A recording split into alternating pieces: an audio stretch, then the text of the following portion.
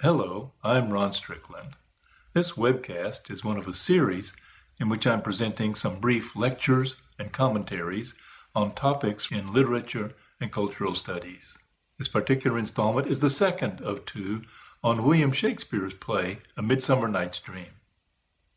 In the earlier webcast, I described the conventions of the Roman New Comedy, a conventional plot structure, a model that Shakespeare uses in many of his plays, both comedies and sometimes includes elements of even in his tragedies.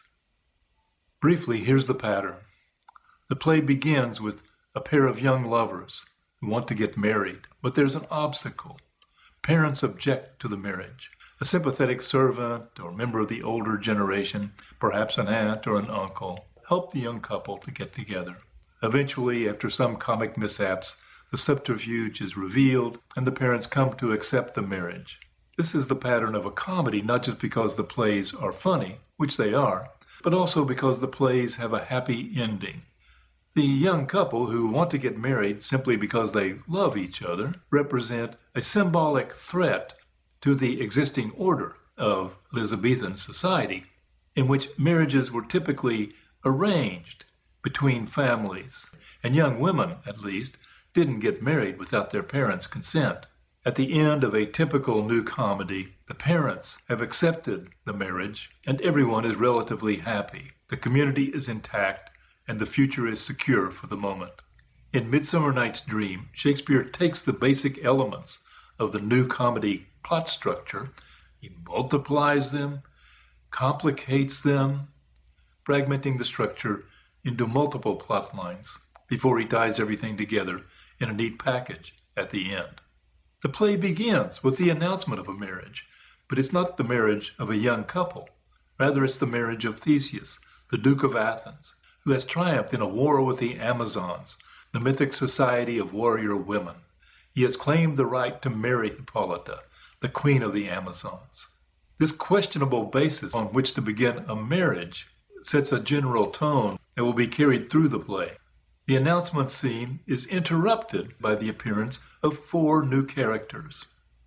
There is Hermia and Lysander, the two young lovers who want to get married, and also Hermia's father, Aegeus, who objects to this marriage.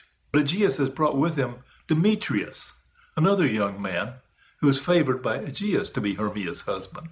When Hermia refuses to honor her father's command to marry Demetrius, Theseus tells her that according to the law of Athens, she must either be put to death or agree to enter the convent and never to marry. Faced with this dilemma, Hermia and Lysander bemoan their situation. But Lysander proposes a solution. He has an aunt who lives in a nearby city. If they can elope and go to her house, she will protect them and they can be married. Notice that this aunt, who never appears in person in the play, functions as a sympathetic member of the older generation that audiences will be expecting in the new comedy plot structure. At this point, Helena appears. Helena and Hermia are close friends from childhood, and Helena is on familiar terms with Lysander as well. So Hermia and Lysander reveal their plans for eloping to Helena, and they leave. In a soliloquy, Helena thinks over what to do. In effect, Shakespeare puts her in a situation of being both an obstacle to the marriage between Hermia and Lysander, and, surprisingly, an enabler of Demetrius's desire to marry Hermia. How does this work? Well, she is so enamored of Demetrius, even though he has jilted her, that she determines to tell him of Lysander's and Hermia's plan to flee into the woods en route to the safety of Lysander's aunt. She realizes that this is a conflicted act on her part. By helping Demetrius to block the marriage of Hermia and Lysander, she will be further diminishing her chances to restore her relationship with Demetrius. But she is so infatuated with Demetrius that she will go through with this plan simply because it gives her the opportunity to follow him into the forest, an opportunity to feast her eyes on his sight for a little while. And with that soliloquy, Shakespeare ends Act 1, Scene 1. Act 1, Scene 2 opens in a different register, among a group of local village craftsmen who have learned about the marriage of Duke Theseus and Queen Hippolyta and are planning to rehearse and perform a play at the marriage celebration with some hope of receiving reward from the Duke.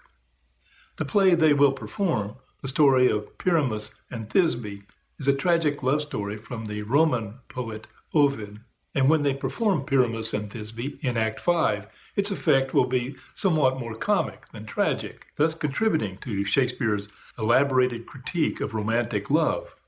Act 2 opens with yet another change of setting, another realm of reality, or rather, a realm of fantasy.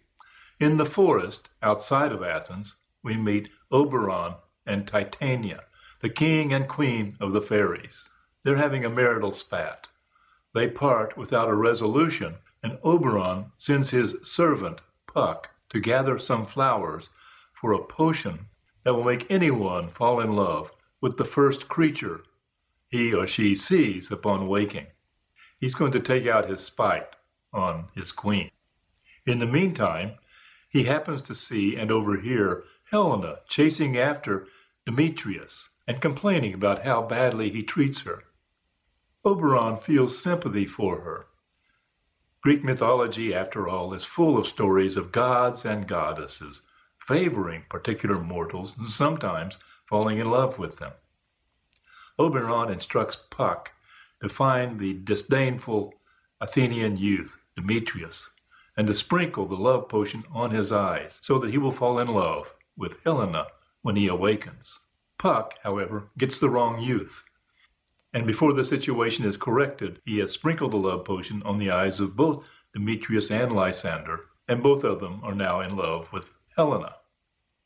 Puck overhears Peter Quince and his amateur band of actors rehearsing in the woods, and just for the fun of it, he transforms Bottom's head into the head of an ass. Oberon sprinkles the love potion over Titania's eyes as she sleeps. She will awaken and see Bottom, the mortal with the ass's head. The upshot of all of these confusions is simply that love is blind. You can't really trust romantic love. Better, it would seem, to let the parents make the arrangements. Eventually, when Oberon sees what has happened, he sends Puck to correct the mistakes, and so the two young couples are matched in a way that is satisfactory for each of them.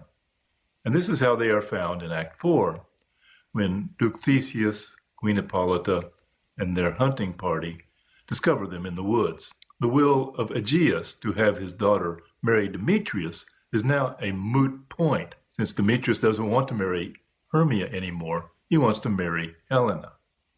All the couples are in love with each other, and all the right couples have been matched together. Aegeus has now little choice but to accept the marriage of the original pair of young lovers, his daughter Hermia and Lysander. That's the end of the fourth act, and the fifth act wouldn't actually be necessary in order to fulfill the requirements of the new comedy plot. But there's an Act 5 concerning the entertainments after the marriage celebrations, after the three marriages, Duke Theseus and Queen Hippolyta, Helena and Demetrius, and Lysander and Hermia.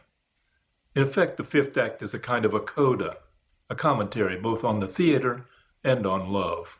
Peter Quince and his company performed the play Pyramus and Thisbe with an inadvertently comic effect. At one point during the play of Pyramus and Thisbe, Queen Hippolyta turns to Duke Theseus and says, "This is the silliest stuff that ever I heard." Theseus's response, excusing the actors, would serve as an excuse for romantic love as well.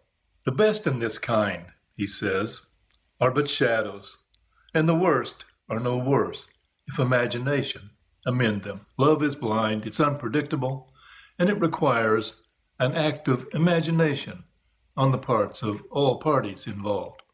With that, I'll conclude this webcast. But, as always, if you have questions or comments, send me an email.